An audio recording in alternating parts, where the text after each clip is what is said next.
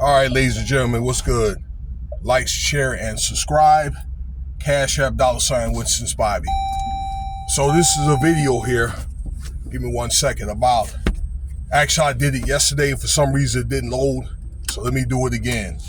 All right, there was a cook that was working for Diddy for a time by the name of Jordan Atkinson. Some of you guys may have heard this story. All right, came out a couple of days ago. I heard about this story. I didn't know who the person was. I understood my boy Ticket TV. Shout out to Ticket.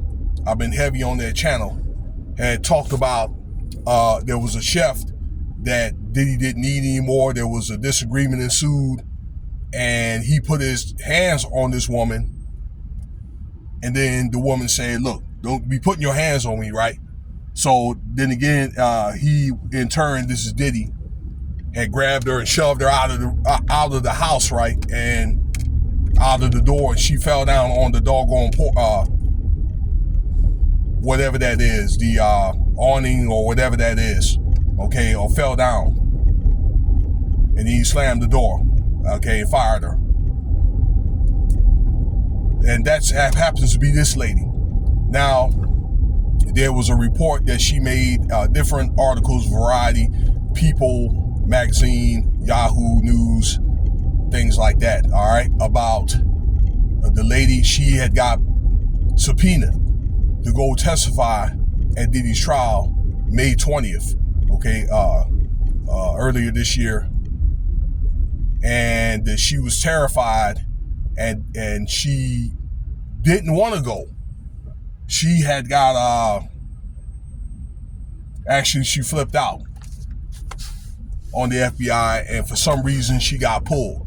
Now, during the P. Diddy case, government named Sean Combs, there was a lot of witnesses got cut because they had so much crap, from the few witnesses that they had. They cut quite a few witnesses. Furthermore, Lil Rod, all right, and not to get too far off the subject, one of Diddy's artists said on Academics, if you got a chance to listen to that interview, that the stuff that they had put out at their trial was a snippet on a lot of things that they could have talked about. I had a debate with another podcaster and a couple of them, and it was thought that when they was going to come out with the indictment, it would be well over a 200-page indictment. And I think it turned out to be 118 pages. But that was, again, enough right there to find them on the little bit of stuff. It was really enough to find them on all 7 predicates, okay? But before I digress, let me get back to the story, because this woman has stated that she was terrified, okay, and didn't know where to go from there, or didn't know if she got called to go to court, and didn't know what Diddy was going to do and things like that to her and other witnesses. Now, there was another witness that he was like a hairdresser and things like that, fashion guy, all right, that was one of Cassie's friends. He was brought up here, and I remember doing a video about him. Some of you guys may have been aware of who he is, that wrote a letter to the judge. This guy is like Submaranian. That's his name, Judge Submaranian.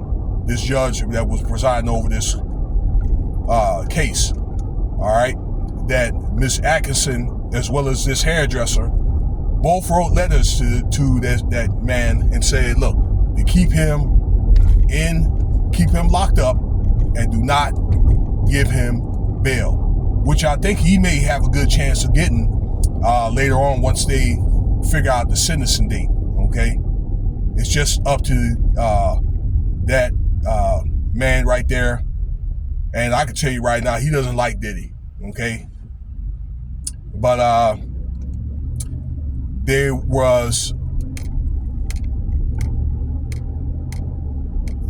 according to her testimony, right, that she witnessed, and this was what she would have testified in court, that she saw over the years Diddy being abusive to Cassie and also being abusive to her too. And I was really, really shocked because once this woman ended up coming forward, you know, to tell her story, I thought that was just an isolated incident, okay?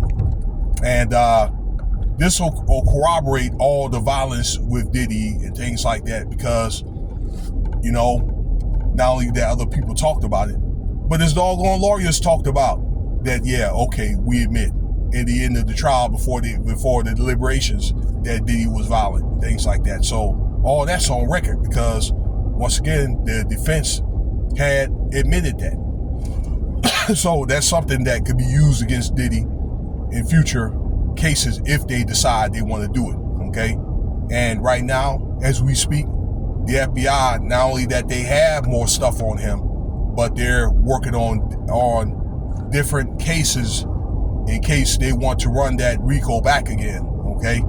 Now, the way they have to do is they have to run that RICO to where there's new cases from this old one. Now, they can bring the same witnesses and things like that, those people that participated back, but they have to corroborate other people and other new claims, okay? But that's what she had mentioned. This Miss Atkinson had mentioned. Also, you can see it's like a 6-minute clip on IG that she put on there saying pretty much the same thing that I said, you know, and, you know, she was, I don't know, man. I don't know to be in that position because, you know, Diddy is a very, very powerful man. All right, she did mention that he got a lot of connections throughout the industry and things like that. And look at all the people that were around him that turned out whatever, okay, turned out dead. Okay, several people.